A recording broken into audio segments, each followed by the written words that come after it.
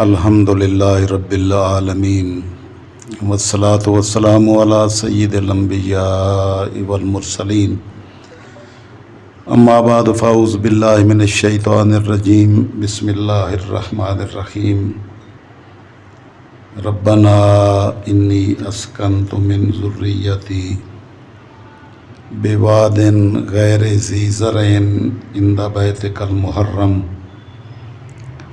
ربنا لیقیموا الصلاۃ فاجعل افئدۃ من الناس تہوی الیہم وارزقہم من الثمرات لعلہم یشکرون صدق اللہ مولانا العظیم وصدق رسولہ النبی الامی الکریم ونحن علی ذلک من الشاہدین والشاکرین والحمد للہ رب العالمین۔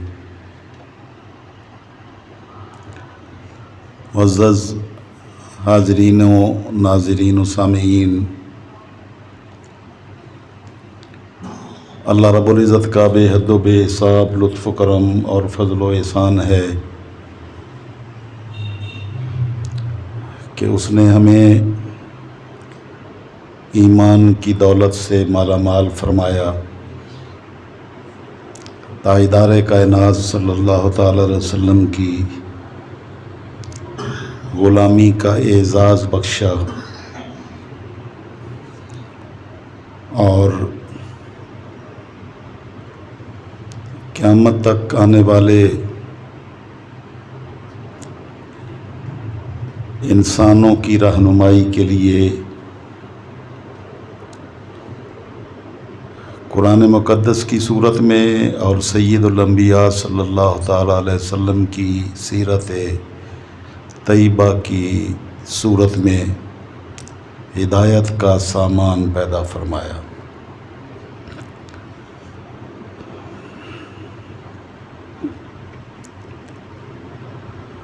اللہ رب العزت نے جس پر اپنا کرم فرمانا ہوتا ہے اور اپنی کرم نوازیوں سے نوازنا ہوتا ہے تو اس کو ہدایت کے راستے کی توفیق عطا فرما دیتا ہے۔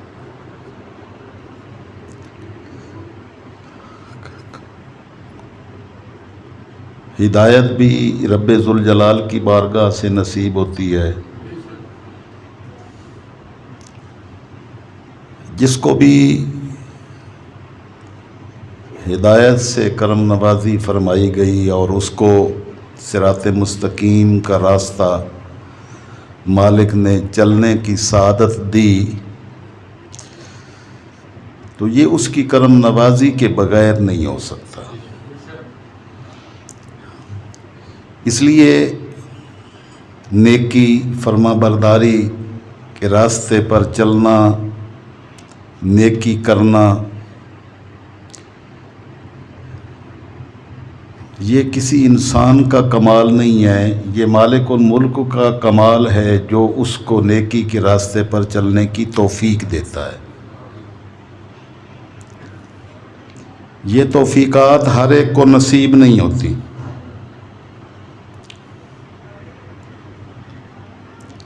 اللہ اپنی بارگاہ میں جسے آنے دینا چاہتا ہے اسی کو توفیق دیتا ہے تو آتا ہے۔ اللہ کے گھر کی زیارت کرنے کے لیے بھی جس کو وہ اذن دیتا ہے اسی کو توفیق نصیب ہوتی ہے، وگرنہ بہت سارے پیسوں والے لوگ اس سعادت سے محروم رہتے ہیں اور جن کے پاس کچھ نہیں ہوتا مالک ان کو بارگاہ میں آنے کی سعادت دے دیتا ہے۔ تو یہ اللہ کے کرم نوازیاں ہیں اور اس کا یہ طریقہ کار ہے جس پر وہ چاہے اپنے فضل و احسان اور اپنی رحمتیں فرما دے، لیکن مالک الملک اپنے بندوں کو آزمائشوں میں اور تکالیف میں ڈالتا ہے۔ پچھلے خطبہ جمعۃ المبارک میں نے سیدنا ابراہیم خلیل اللہ کی ان آزمائشوں کا ذکر کرنا شروع کیا تھا جن کو مالک نے قرآن مقدس میں بیان فرمایا۔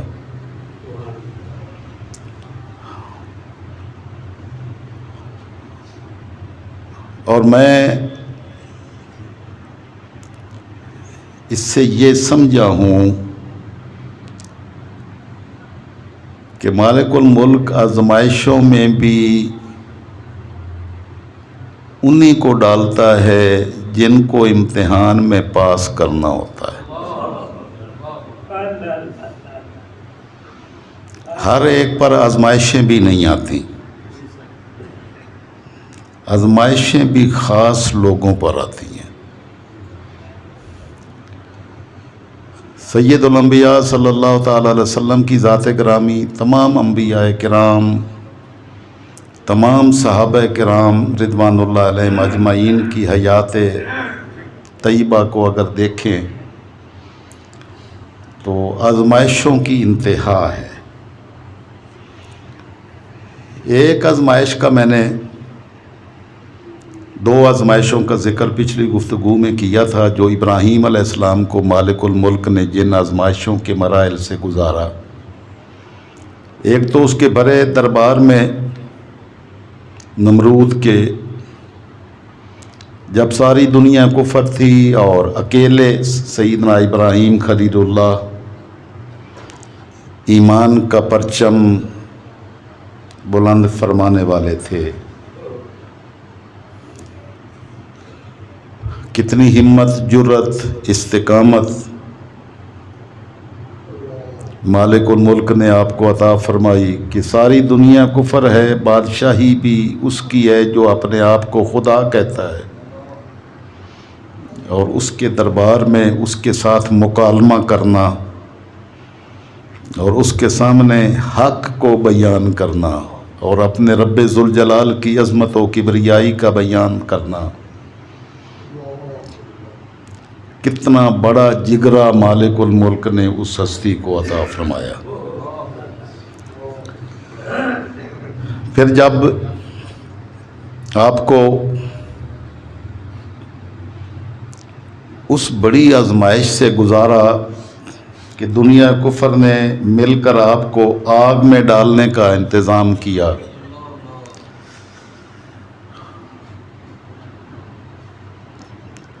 تو کیا عظمت و کمال مالک نے آپ کو عطا فرمایا کہ سامنے آگ کا الاؤ ہے، وہ آگ جل رہی ہو اور جس کو ڈالا جا رہا ہو اس کے ماتھے پہ پسینے کا قطرہ بھی نہ آئے،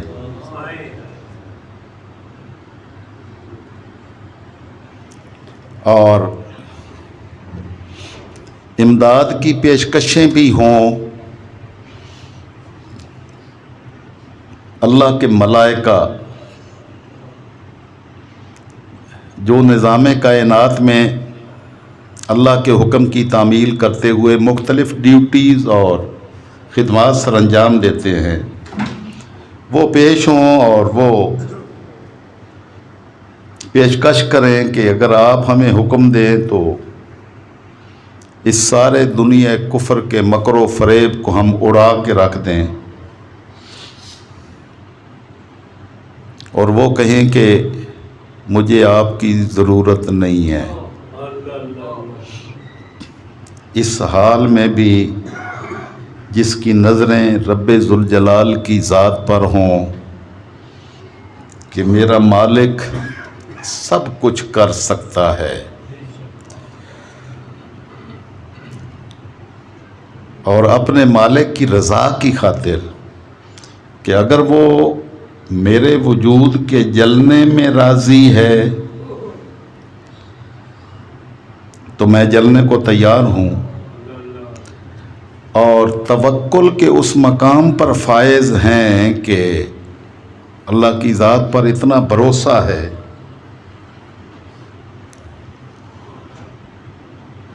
کہ مالک الملک کی بارگاہ میں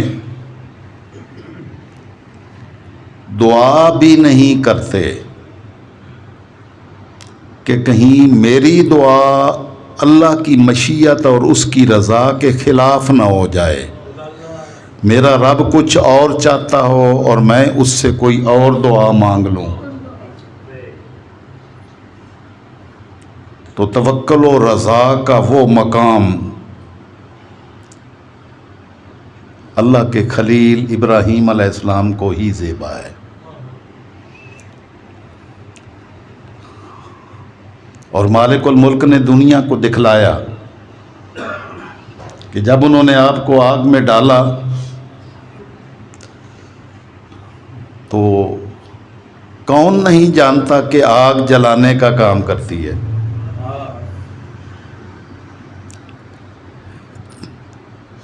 دنیا میں کبھی آگ ٹھنڈک کا کام بھی کرتی ہے؟ کبھی نہیں کرتی۔ ٹھیک ہے، جہنم کی آگ ہو یا دنیا کی معمولی سی آگ، جہنم کی آگ تو بہت بڑی آگ ہے، اس کا الاؤ، اس کا جلاؤ اس دنیا کے مقابلے میں کئی گنا زیادہ ہے۔ لیکن ابراہیم خلیل اللہ رضائے الہی کی خاطر اپنے رب کی ذات پر بھروسہ کرتے ہوئے کہ جو میرا مالک چاہے اس پر ہم راضی ہیں، جے سونا میرے دکھ وچ راضی تے میں سکھ نو چلے ڈاواں۔ کیا عاشقوں کا یہ مقام ہے۔ تو مالک الملک کی رضا کی خاطر آگ میں کودنے کے لیے تیار ہیں، اور مالک الملک، ملائکہ سارے منظر یہ دیکھ رہے ہیں، اور جب آگ میں ڈالا جاتا ہے تو مالک الملک اپنے محبوب کے نور کی خاطر جو آپ کی پیشانی میں تھا، سیدنا ابراہیم خلیل اللہ کی پیشانی میں تاجدار کائنات صلی اللہ تعالی وسلم کا نور چمکتا تھا۔ تو آگ میں پہنچتے ہی مالک نے حکم ارشاد فرمایا، قلنا یا نار کونی بردن وسلاما علی ابراہیم۔ تو ہم نے حکم دیا، آگ کو حکم دیا، کائنات کا ہر ذرہ مالک الملک کے حکم کے تابع ہے۔ آگ کا جلانا بھی اس کے حکم کے تابع ہے، اور آگ کا ٹھنڈا ہونا بھی اسی کے حکم کی تعمیل ہے۔ ہم نے کہا یا نار کونی بردن وسلاما علی ابراہیم، تو ہم نے کہا کہ اے آگ ابراہیم پر ٹھنڈی ہو جا۔ برد برف کو کہتے ہیں، اولے کو۔ تو ٹھنڈی یخ ہونا اور جلانا یہ دو بالکل متضاد صفات ہیں۔ تو آگ جو جلانے کا کام کرتی ہے ان کو برف بنا دیا، لیکن ساتھ ہی حکم فرمایا کہ اتنی ٹھنڈی بھی نہ ہو جانا کہ میرا خلیل تیرے اندر ٹھنڈک محسوس کرنے لگ جائے۔ ٹھنڈی ہونا، اب گرمی کا موسم ہے، اے سی چل رہا ہے، یہ ٹھنڈک آپ کو خوشگوار لگتی ہے،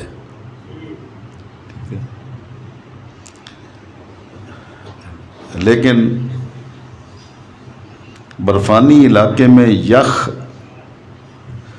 برفیں، ٹھنڈی ہوائیں چل رہی ہوں تو بندہ زندہ نہیں رہ سکتا ہے۔ تو مالک الملک نے حکم فرمایا کہ تم ٹھنڈی ہو جاؤ، لیکن ٹھنڈی اتنی ہونا کہ میرے خلیل کو ٹھنڈک نہ لگے۔ سلامن سلامتی والی بننا، میرا ابراہیم آئے تو تیرے اندر سکون محسوس کرے۔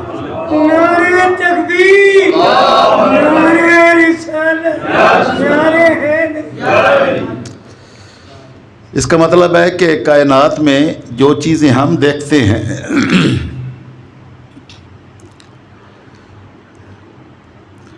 ہر ایک کی تاثیرات ہم جانتے ہیں، ہمیں نظر بھی آتی ہیں،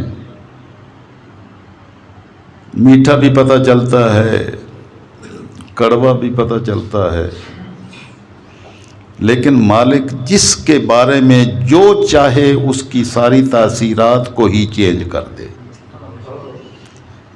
یہی ایمان کا کمال ہے کہ بندہ مومن اپنے رب کی ذات پر اس طرح سے توکل اور بھروسہ رکھتا ہے کہ میرا رب جو چاہے وہ ہوتا ہے۔ کائنات ساری ایک طرف ہو جائے تو وہ نہیں ہو سکتا جب تک میرا رب نہ چاہے۔ اس لیے بندہ مومن کا امتحان ہی یہی ہے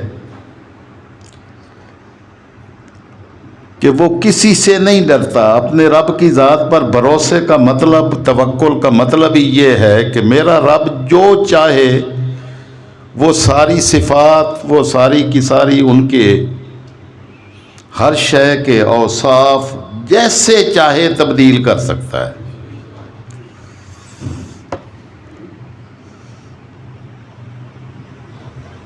اور جب تکالیف آتی ہیں،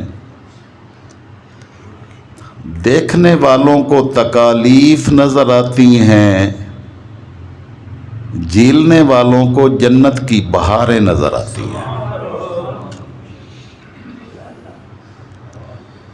یہ عیسائی مبارکہ نے واضح کیا ہے کہ ہم نے کہا کہ تو کونی بردن و سلامن علی ابراہیم، میرا ابراہیم آ رہا ہے، اس کے لیے سلامتی کا پیغام بن جانا، سراپا سلامتی ہو جانا، ٹھنڈی ہو جانا۔ تو مالک الملک پر توکل کرنے والوں کے لیے، بھروسہ کرنے والوں کے لیے رب ذوالجلال آزمائشوں کو بھی پھر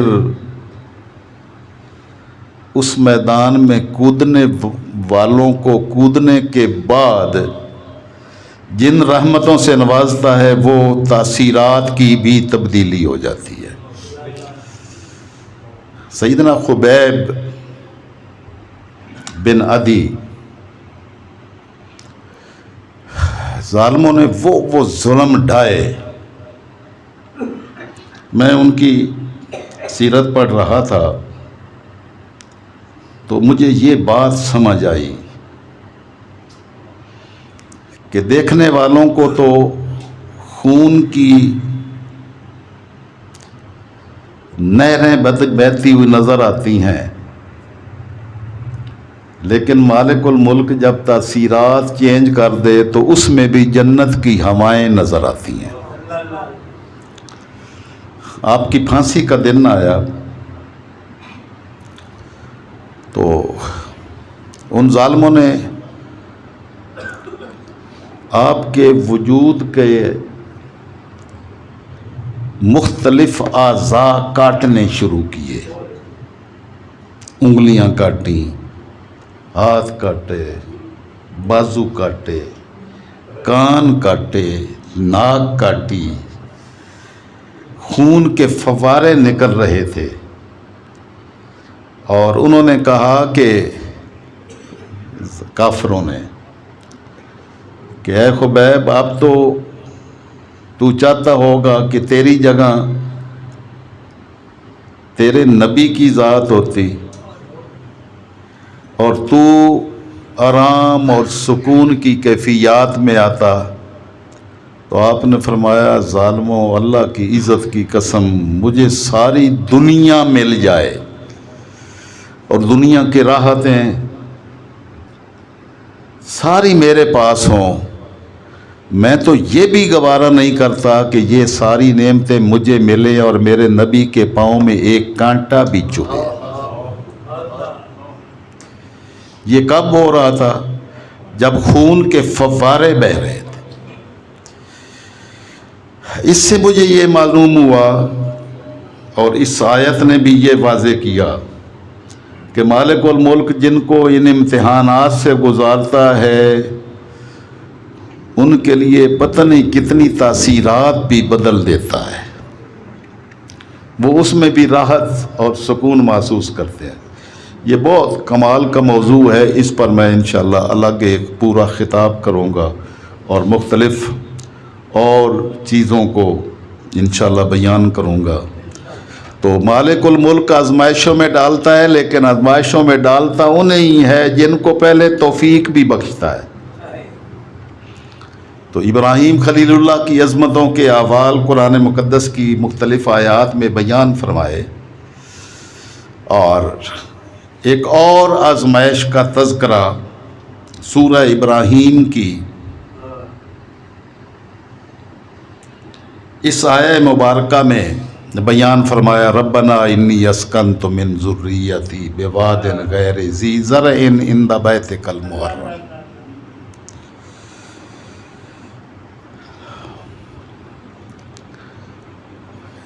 یہ آگ کے گل و گلزار ہونے کے بعد آپ نے پھر شام سے عراق سے ہجرت فرمائی۔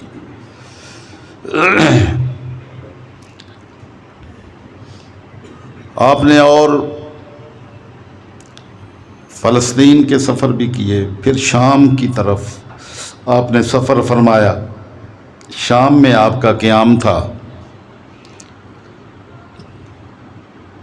آپ نے اللہ کی بارگاہ میں فرزند ارجمند کے عطا کرنے کی گزارش کی کہ باری تعالیٰ میں بڑھاپے کی عمر میں ہوں، یہ جو وراثت ہے تیرے نام کے پرچم سر بلند کرنے کی، کوئی بیٹا عطا کر دے جو بیٹا اس وراثت کو آگے لے کر چلتا رہے۔ رب ہب لی من الصالحین فبشرناہ بغلام حلیم۔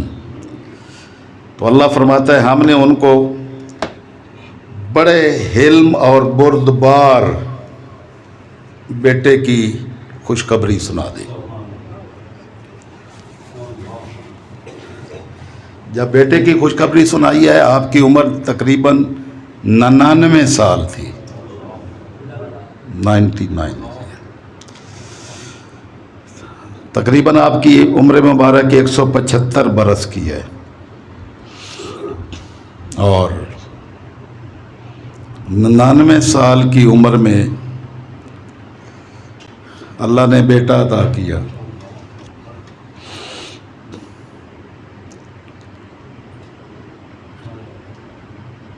جب آگ سامنے دیکھی تو دعا نہیں کی، جب آگ کا الاؤ جل رہا تھا سامنے اور آپ کو ڈالا جانے والا تھا، اس وقت دعا نہیں کی ہے۔ اور جب اللہ رب العزت کی عظمت و کبریائی اور اس کے جلال کے نغمے الاپنے اور اس کا جھنڈا سر بلند کرنے کی باری آئی ہے، تو اللہ کی بارگاہ میں التجا دعا کی ہے کہ باری تعالیٰ تیرا نام جپنے والا، تیرے نام کا جھنڈا سر بلند کرنے والا بیٹا دے دے۔ حب لی من الصالحین فبشرناہ بغلام حلیم۔ اللہ پاک نے فرمایا ہم نے ان کو بشارت دی ایک بیٹے کی جو بڑا بردبار حلیم۔ اللہ کو حلم بہت پسند ہے۔ جو ٹھنڈے مزاج کا بندہ ہو وہ اللہ کا محبوب بندہ ہوتا ہے،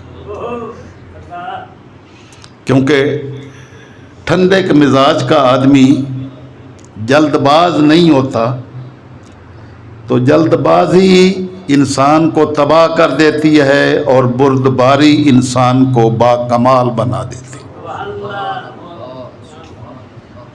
اس لیے حلم بردباری آج کی دنیا میں اب سائنس اس نتیجے پہ پہنچی ہے کہ جب انسان کو غصہ آتا ہے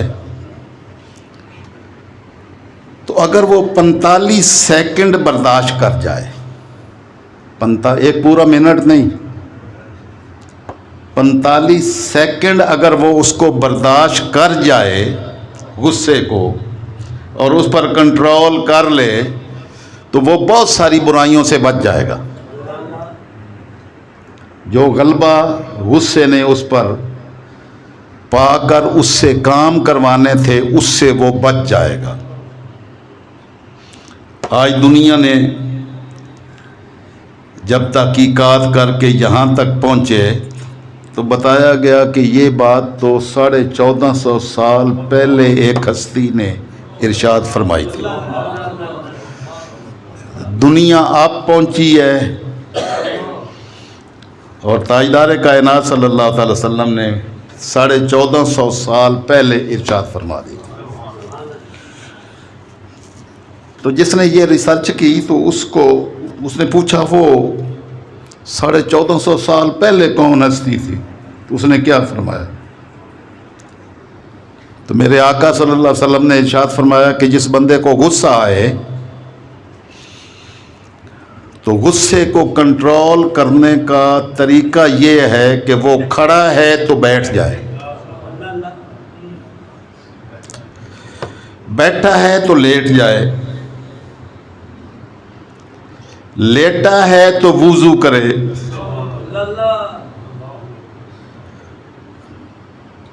اور ساتھ لا حول ولا قوت الا باللہ العلی العظیم پڑھے کہ ساری قوتیں، طاقتیں، صلاحیتیں میرے مالک کی عطا کردہ ہیں، اگر وہ مجھے صلاحیت دے دے تو میں اس لمحے پر اپنے آپ کو کنٹرول کر سکتا ہوں۔ جو یہ کنٹرول کر لے نا اپنے آپ کر، اس کو حلیم کہتے ہیں، بردباری۔ عبدالقیس اشج یہ قبیلے کے سردار تھے، آقا علیہ السلام کی بارگاہ میں حاضر ہوئے تو آقا علیہ السلام نے فرمایا ان فیک خصلتین، تیرے اندر 2 خصلتیں ہیں، یحبہم اللہ و رسولہ، جن کو اللہ اور اس کا رسول بہت پسند کرتے ہیں، ایک الحلم والانات، ایک بردباری اور دوسری خودداری۔ خوددار لوگ کبھی اپنے آپ کو ذلیل و رسوا نہیں ہونے دیتے، اور یہ مومن کی شان ہے۔ تو تاجدار کائنات صلی اللہ تعالی وسلم نے یہ اپنے غلاموں کو سبق سکھایا اس نہج پر چلنے کا۔ سیدنا ابراہیم خلیل اللہ نے اللہ سے دعا مانگی، بیٹا پیدا ہو گیا، ابھی بیٹا ماں کی گود میں دودھ پیتا بچہ ہے، تو مالک الملک نے ایک نئی آزمائش میں ڈال دیا۔ فرمایا کہ یہ بیٹا دیا ہے، اس کو شام سے، ملک شام سے مکہ مکرمہ کوئی تقریباً 3000 کلومیٹر کے قریب فاصلہ۔ تو اللہ نے حکم فرمایا کہ میرے خلیل یہ کتنا پیارا بچہ ہے، بس اس کو ہمارے حکم کی تعمیل میں نئی آزمائش ہے کہ وہاں ہمارے گھر کے پاس چھوڑاؤ۔ گھر کی بنیادیں بھی پتہ نہیں تھیں اب کسی کو، یعنی بیت اللہ شریف جو ہے وہ طوفان نوح میں اس کی بنیادیں بھی مٹ گئی تھیں، لیکن اللہ کے نبی اپنے بیٹے کو اور اپنی اہلیہ کو، سیدہ ہاجرہ جو شہنشاہ کی بیٹی ہیں، بادشاہ کی بیٹی ہیں، ان کو لے کر آپ ملک شام سے مکہ مکرمہ پہنچے، اور مکہ مکرمہ وہ جگہ جہاں قرآن نے اس کو وادی غیر ذی زرع کہا کہ جہاں ایک سبزے کا تنکا بھی پیدا نہیں ہوتا، اتنا چٹیل علاقہ جہاں پانی کا ایک قطرہ نہیں ہے، کوئی اجناس نہیں اگتی، کوئی پھل پیدا نہیں ہوتا، انسان کی ضروریات کی کوئی شے نہیں ہے۔ قربان جائے مالک، تو نے اپنا گھر اس جگہ پہ بنایا، مکہ مکرمہ میں، وہاں اپنا گھر بنایا تاکہ ہمارے گھر جو آنا چاہے تو وہ دنیا کے ساری نعمتیں ٹھکرا کر ہمارے گھر میں آئے، تاکہ ہمارے ساتھ پتہ چلے کہ ہمارے ساتھ اس کا تعلق ہے محبت کا۔ تو اس جگہ کو منتخب کیا۔ اب اس وقت جو ہے نا، یہ اس کی بیت اللہ شریف کی بنیادیں بھی پتہ نہیں تھی، وہ ختم ہو گئی تھی۔ ابراہیم خلیل اللہ وہاں سے سیدھا چلتے ہیں اور سیدھا اس جگہ پہ آ کے کھڑے ہوتے ہیں جہاں بیت اللہ شریف کا دروازہ تھا۔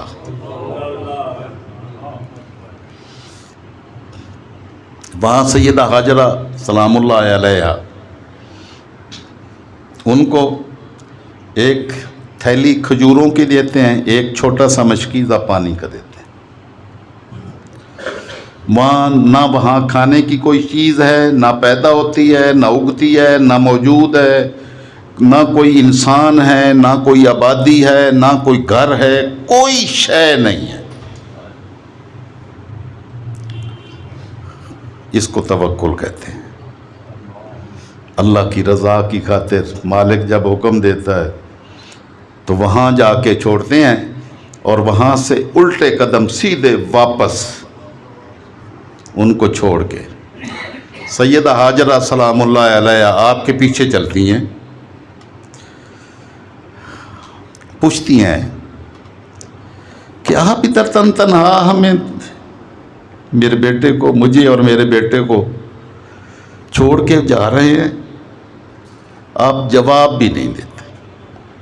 دوسری مرتبہ سوال کرتی ہیں، جواب نہیں دیتے۔ تیسری مرتبہ کرتی ہیں، جواب نہیں دیتے۔ چوتھی مرتبہ سیدہ حاجرہ جملہ بولتی ہیں، اللہ امرک بہذا، اے اللہ کے خلیل، اللہ نے ایسا کرنے کا آپ کو حکم دیا ہے کہ ہمیں چھوڑ کے یہاں سے جائیں؟ آپ نے سر ہلایا، ہاں میرے اللہ نے حکم۔ سیدہ حاجرہ کے وہاں ہی قدم رک جاتے ہیں، فرماتے ہیں اذن لا یضیعن اللہ۔ سیدہ حاجرہ فرماتی ہیں کہ اگر اللہ نے حکم دیا ہے تو پھر اے اللہ کے خلیل آپ جائیں، جس نے حکم دیا ہے اس کے سہارے ہمیں چھوڑ جائیں، وہ ہمیں ضائع نہیں ہونے دے گا۔ یہ توکل سیدنا ابراہیم خلیل اللہ کی صحبت سے آپ کی زوجہ محترمہ سیدہ حاجرہ کو بھی نصیب ہوا، اور صرف ان کو ہی نصیب نہیں ہوا ہے، ان کے بیٹے کو بھی نصیب ہوا، اور صرف ان کے بیٹے کو نصیب نہیں ہے، ان کے بیٹے کے صدقے میں آگے سلسلہ قیامت تک جاری ہی رہے گا۔ آپ وہاں پر کھڑی ہو جاتی ہیں، ان کو کہتی ہیں آپ جائیں۔ ابراہیم خلیل اللہ وہاں سے واپس مڑتے ہیں اور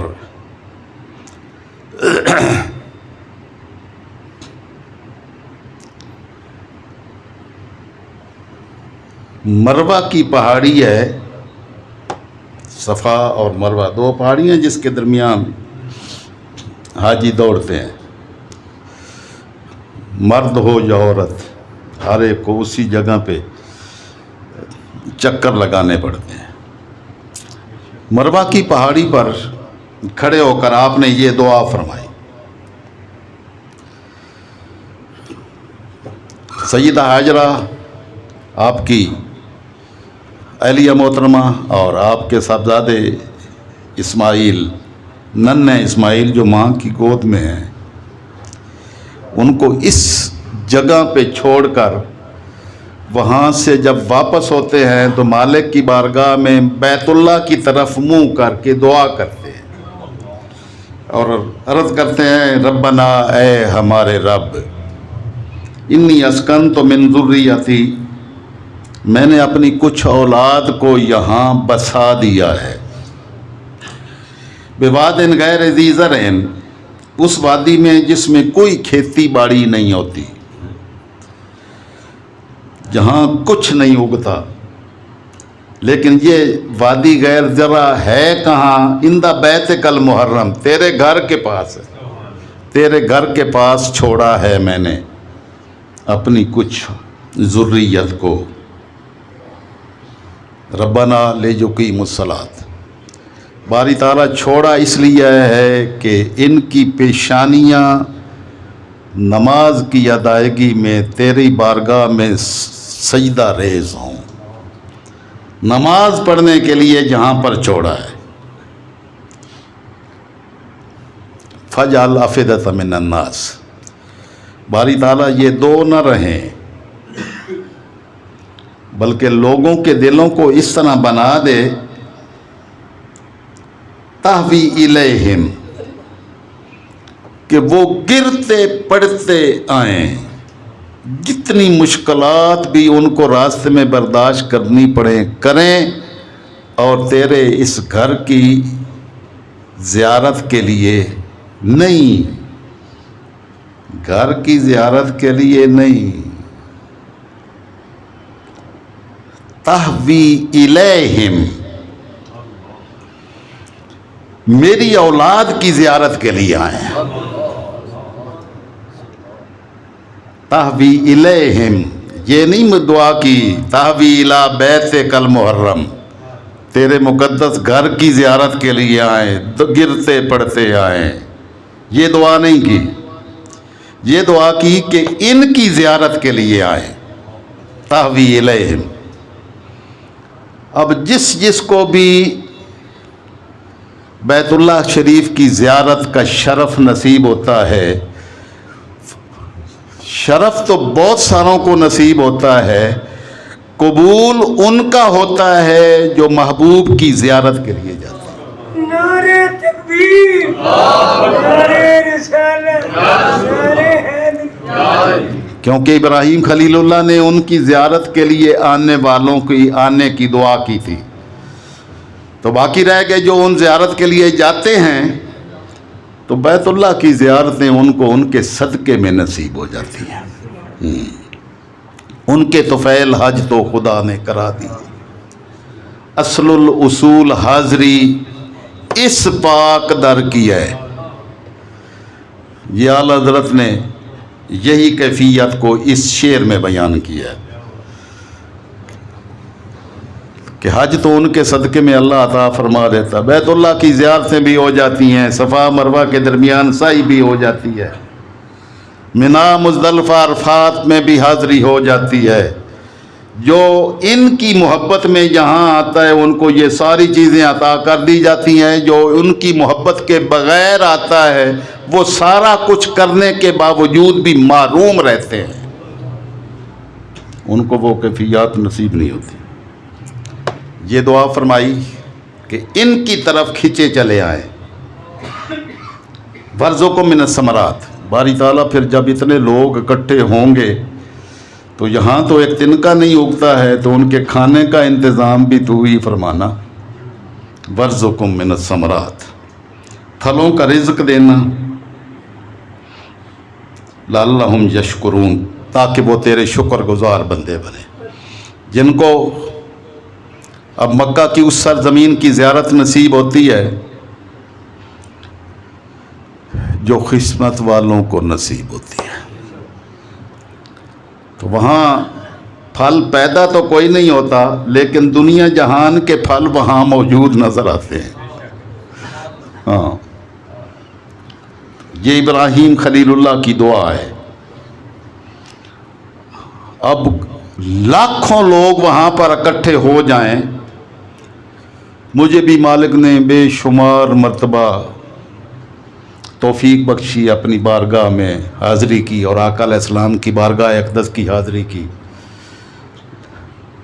یہاں اگر کوئی اجتماع ہو جائے نا تو یہاں پر کھانے پینے کی قلت ہو جاتی ہے۔ جب جو لوگ زیادہ اکٹھے ہو جائیں، اللہ کی عزت کی قسم، لاکھوں لوگ جمع ہونے کے باوجود کبھی کسی سٹور پر یہ نہیں ہے کہ یہاں لبن نہیں ہے، یہاں روٹی نہیں ہے، کوئی سٹور خالی ہو گیا ہو، کوئی سٹور خالی کبھی نہیں دیکھا۔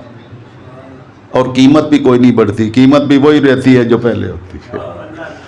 یہ ابراہیم خلیل اللہ نے دعا کی تھی تو مالک الملک نے نواز دیا، رزق سے بھی، پھلوں سے بھی، اور کسی چیز کی کمی نہیں آنے دی۔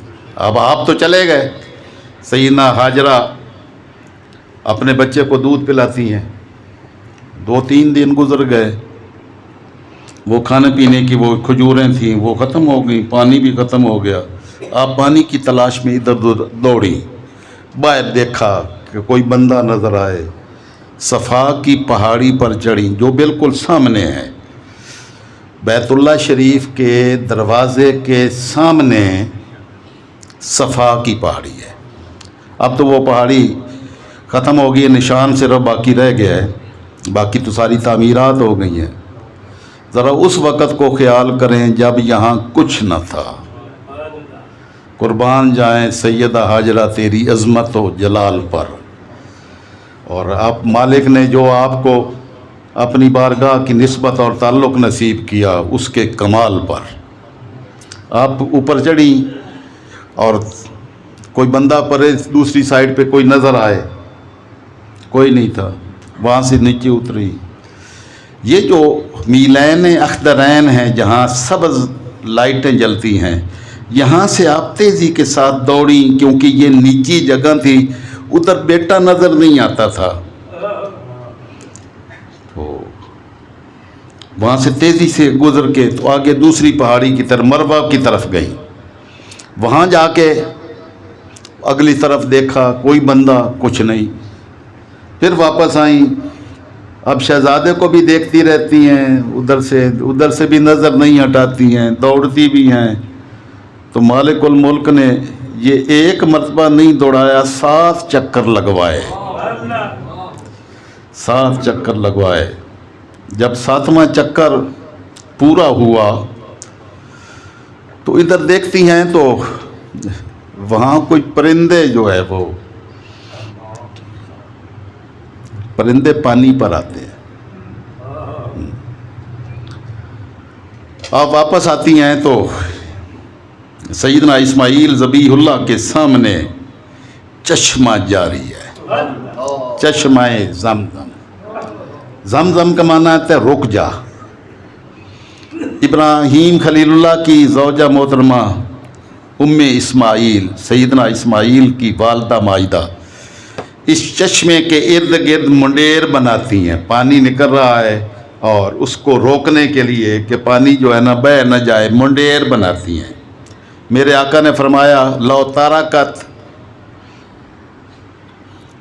اگر سیدہ ہاجرہ یہ منڈیر نہ بناتی، لکانت زمزم عینن معینن، اگر منڈیر نہ بناتی، آپ نے روک دیا، وگرنہ یہ جاری چشمہ ہوتا، جاری چشمہ ہوتا۔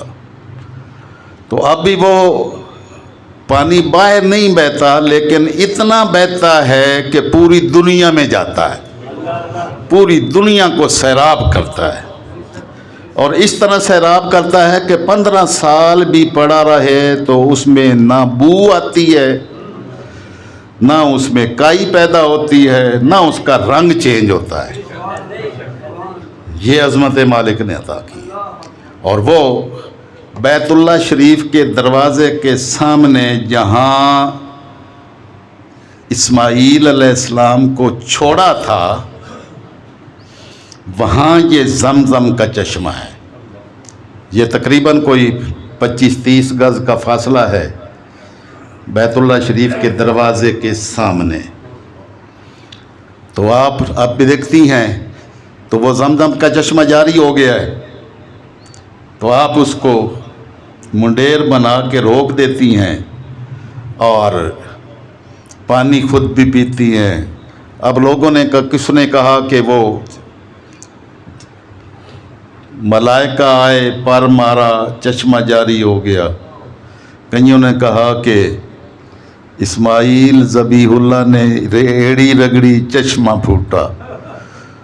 تو اصل تو جاری کرنے والا ہے، وہ چاہے تو اس کے ذریعے سے کروا دے، چاہے تو ان کے ذریعے سے کروا دے۔ مالک ہے نا جو چاہے وہ پتھروں سے چشمے جاری کر دے۔ چشمے پتھروں سے جاری ہوتے ہی ہیں، ویسے بھی ہوتے ہیں، یہ سارے پہاڑی علاقوں میں جائیں چشمے جاری ہوتے ہیں۔ دنیا نے پہاڑوں سے چشمے جاری ہوتے ہوئے تو دیکھے ہیں، انگلیوں سے جاری ہوتے ہوئے پہلی مرتبہ دیکھا تھا دنیا نے۔ جب میرے آقا نے پیالے میں ہاتھ رکھا تو آقا کی انگلیوں کے نیچے سے چشمے پھوٹ رہے تھے۔ ہاں، تو حضرت اسماعیل علیہ السلام اب وہاں پر پلتے بڑھتے ہیں۔ 2 بندے ہیں، اس کے مالک ہیں۔ تو فرشتہ آیا، فرشتے نے کہا کہ اے سیدہ ہاجرہ، آپ کو ضائع ہونے کا غم نہیں ہونا چاہیے۔ یہاں یہ بیت اللہ ہے، اللہ کا گھر ہے، اللہ کا گھر کی، اور یہاں آپ کے پاس آنے کے لیے دنیا ترسے گی۔ اب دنیا ترستی ہے وہاں اس جگہ کو زیارت کرنے کے لیے، وہاں جانے کے لیے۔ اور مالک نے جن کے حصے میں رکھا، اب یہ 2 ہستیاں تھیں، ابراہیم خلیل اللہ، آپ وہاں پر آتے۔ پہلا قبیلہ بنو جرہم، انہوں نے بھی یہ دیکھے پرندے کہ یہاں پر جو ہے نا پرندے اڑ رہے ہیں، تو پرندے کا اڑنا جو ہے پانی کی علامت ہے، تو انہوں نے آپ سے پھر اجازت لائی چاہی کہ اگر آپ اجازت دیں تو ہم یہاں پر ٹھہر جائیں۔ تو قبیلہ بنو جرہم جو ہے نا وہ آپ کی اجازت سے وہاں پر ٹھہرا، تو آپ نے فرمایا آپ کا اس پانی کے ساتھ کوئی تعلق نہیں ہوگا، پانی کا کنٹرول ہمارا ہی ہوگا۔ تو اب وہ 10 لاکھ سے زیادہ آبادی تھی جب تاجدار کائنات تشریف لائے، مکہ مکرمہ کی آبادی۔ اللہ نے اپنے نبی کی پیدائش کے لیے بھی اسی جگہ کو منتخب فرمایا، اور جو پہلے حاجی جاتے تھے اب وہاں کی کیفیات ان کو معلوم ہے، میں نے بھی دیکھی ہے۔ 85 میں میری پہلی حاضری تھی، اس وقت تو یہ کچھ بھی نہیں تھا، اور آپ تو میرے رنگ ہیں، سارے راستے روتے تھے کہ بسیں بھی مالک نے اے سی والی دے دی ہیں، اور میرے محبوب یہاں پر سفر کس طرح سے کرتے تھے، اور حضرت خلیل کیسے آتے تھے۔ حضرت خلیل نے اپنے شہزادے کی پھر تربیت فرمائی، گھر میں آتے جاتے رہتے تھے۔ پھر اگلا حکم جو ہے نا وہ مالک الملک نے فرمایا، تو یہ ساری آزمائشوں کے مراحل سے گزار کر فرمایا، وَإِذْ يَرْفَعُ وَإِذِ ابْتَلَىٰ إِبْرَاهِيمَ رَبُّهُ بِكَلِمَاتٍ فَأَتَمَّهُنَّ۔ اے میرے محبوب اور میرے محبوب کے غلاموں، ذرا یاد کرو جب ابراہیم علیہ السلام کو ان کے رب نے آزمایا تو انہوں نے ساری آزمائشوں کو پورا کیا۔ قَالَ إِنِّي جَاعِلُكَ لِلنَّاسِ إِمَامًا، تو مالک نے فرمایا اب تاج کرامت ہم آپ کے سر پر سجا رہے ہیں۔ اللہ رب العزت ہمیں ان ہستیوں کے ساتھ اپنا تعلق غلامی قائم رکھنے کی، مستحکم کرنے کی، اور اپنی ذات پر بھروسہ کرنے کی توفیق مرحمت فرمائے۔ وما علینا الا البلاغ۔